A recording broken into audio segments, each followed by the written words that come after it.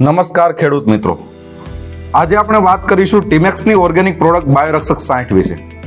Timex બાયોરક્ષક 60 એ ખાસ કરીને fungal infection માટે બનાવવામાં આવેલું છે, જેને આપણે કહીએ છીએ વાયરસજન્ય રોગ અથવા બેક્ટેરિયાજન્ય રોગોના નિયંત્રણ માટે બનાવવામાં આવેલું છે.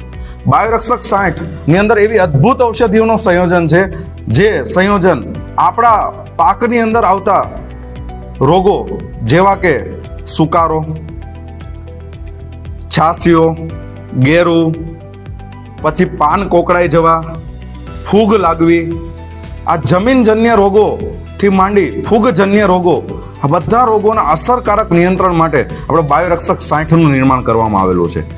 બાયોરક્ષક 60 જેવો કે વાયરસજન્ય રોગો, જેવી રીતે મરચીની અંદર વાયરસજન્ય રોગો આવે, રીંગણાની અંદર આવે, ટમેટીની અંદર આવે, ભીંડાની અંદર આવે, પપૈયાની અંદર આવે, આ બધા છોડની અંદર ખાસ કરીને આ વાયરસજન્ય રોગોનું પ્રમાણ વધુ હોય છે.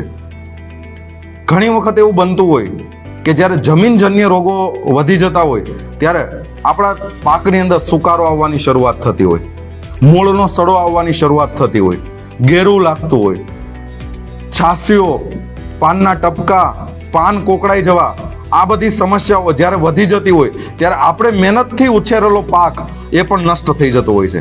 તો આના નિયંત્રણ માટે ટીમેક્સ રિટેલ લિમિટેડે બાયોરક્ષક 60નું નિર્માણ કરવામાં આવેલું છે. આ બાયોરક્ષક 60નો ઉપયોગ આપણે કઈ રીતે કરવો, આનો ઉપયોગથી આપણને શું ફાયદો થશે એ તો આપણે જાણ્યું, પણ આનો ઉપયોગ આપણે કઈ રીતે કરવો એ આપણે ખાસ સમજીશું.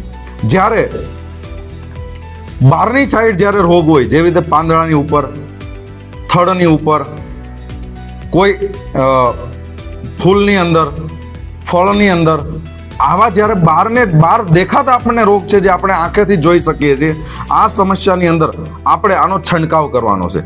પરંતુ જ્યારે જમીનની અંદર, જ્યારે મૂળની અંદર જ્યારે ફૂગ લાગે છે, આ કન્ડિશનની અંદર આપણે એનો છંટકાવ નથી કરવાનો, ત્યારે આપણે ડ્રેન્ચિંગ કરવાનું છે.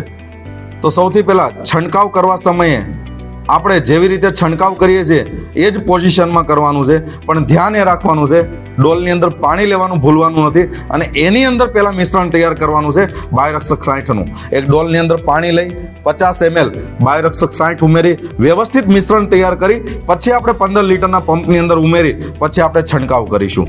છંટકાવ બને તો સાંજના ટાઈમે યા તો વહેલી સવારના સમયે આપણે કરીએ તો આનું ખૂબ સારું એવું પરિણામ આપણને મળી શકે છે. પરંતુ જ્યારે મેં કીધું એ પ્રમાણે જ્યારે મૂળની અંદર તકલીફ હોય ત્યારે આપણે બહાર છંટકાવ નથી કરવાનો, ત્યારે આપણે આગળના પંપની નોઝલ નીકાળી અને આપણે ડ્રેન્ચિંગ કરવાનું છે, અને ડ્રેન્ચિંગ કરવાથી આપણે મૂળની અંદર આવેલી ફૂગો એના ઉપર આપણે નિયંત્રણ મેળવી શકીએ છીએ. આ ફૂગ નિયંત્રણ માટેની બેસ્ટ પ્રોડક્ટ છે. આનાથી તમને ખૂબ જ સારું એવું પરિણામ મળે છે. જો તમે મેં કીધું એ પદ્ધતિ પ્રમાણે તમે ઉપયોગ કરો છો તો તમારા પાકની અંદર પણ આવી કોઈ સમસ્યાઓ આવી રહી છે, ફૂગજન્ય રોગો લાગી રહ્યા છે, વાયરસજન્ય રોગો લાગી રહ્યા છે, સુકારો આવી રહ્યો છે, પાનની અંદર કોઈ પ્રોબ્લેમ આવી રહ્યા છે, જેવી રીતે પાન કોકડાઈ જવું, પાનની અંદર ટપકા થઈ જવા, આ બધી સમસ્યાઓની અંદર તમે પણ ઉપયોગ કરો ટીમેક્સ બાયોરક્ષક 60નો.